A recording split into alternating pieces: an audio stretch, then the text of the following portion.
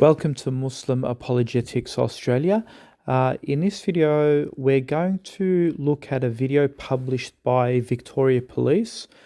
This is in regards to women who are being sexually assaulted on public transports. We're going to watch this video and I'm going to give my response. Let's have a listen. It's the same train line that I always pay to work, and I was just getting the train. It's the same train line that I always get. I felt the doors close and more people just kind of pushing in. So I was very compacted with lots of other people near me. I couldn't even reach my phone. So I had to just kind of have one hand on the rail and just kind of be with my own thoughts on this train. And then I felt someone push up against me, and then I felt their hands grope my bum. I kind of just downplayed it as they're probably trying to move past, or they just brushed against me by accident. And then I felt them do it again, but this time it was more forceful. That's kind of what made me realize that they were doing it intentionally, and it just made me feel really uncomfortable and my heart was kind of racing. And then the train pulled into the next station. That's when the doors opened for the first time and I was able to kind of shuffle into the corner. And then I had to stay on the train for another 5 stops. I don't know if they were still on the carriage when I was in the corner or not. I just really pushed it down as not a big deal. Public transport seems like this anonymous place where you think you can just do whatever on it because there's no physical police in the carriage. Now I know that's not true. So hopefully if more people can come to that realization, we can stop these things happening in the first place. I was on my way. And subhanAllah, some lady, her name is Amanda Lee, she actually writes, she's trying to come up with a solution how to protect women better on trains. And she mentions women-only carriages are required like in Japan and other big cities during peak periods. So she's referencing Japan. So in Japan, because there's a lot of sexual assault that occurs on trains, they have a segregation between men and women. And you have public trains that are just for women. And I find that really interesting because the West always tries to put this persona, how we're so liberal, that men and women can intermingle, they have no issues. And, if you're from the Middle East and if you're from a Muslim country, it's all about backwardsness. They separate women from men and things like that.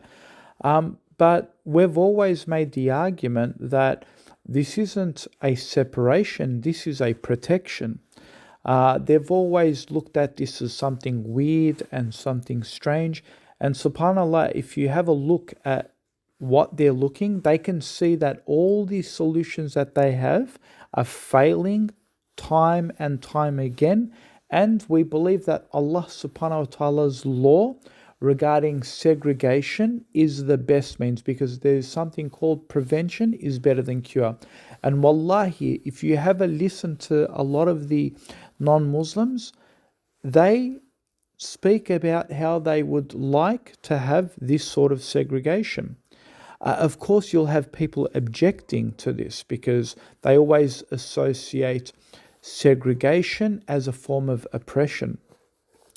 And so you'll actually see how Molly Smith, they write back and they say, this is responding to Amanda, they say, or how about we stop separating and address the real issue, which is to teach our men manners. And they get about 10 likes. So, that I always get. I felt the doors. So let's respond to that. So my response was as follows. Molly Smith, separation in public facilities is not a new concept in Western societies. For decades, we have had gender-specific bathrooms and even female-only gyms. Measures designed with safety, comfort, and privacy in mind.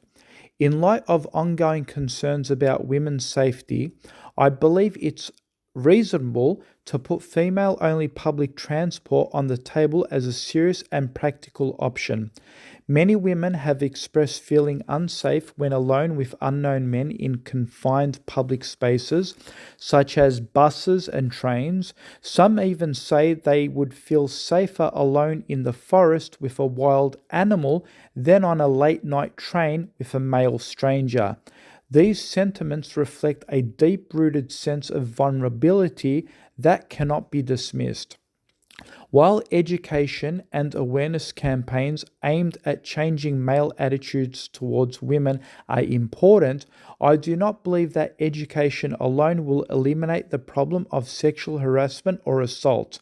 Just as we continue to see alcohol-fueled violence and drunk driving despite countless public education efforts, we must acknowledge that there will always be individuals who choose to break the law regardless of how informed they are. This is why we have preventative measures in place, like interlock devices that prevent intoxicated individuals from operating vehicles. In the same way, female-only transport can act as a protective measure to deter and limit the risk posed by those who disregard laws and boundaries. If the government restricts women from carrying self-defense tools such as capsicum spray, then at a minimum, they should provide adequate security or police presence on public transport. When that is not feasible, offering female-only transport services could serve as a proactive and effective alternative, giving women more control over their safety. As a father of 3 daughters, I am deeply invested in this issue. Their safety while traveling is a genuine concern, and I believe all women deserve the right to feel secure when using public transportation.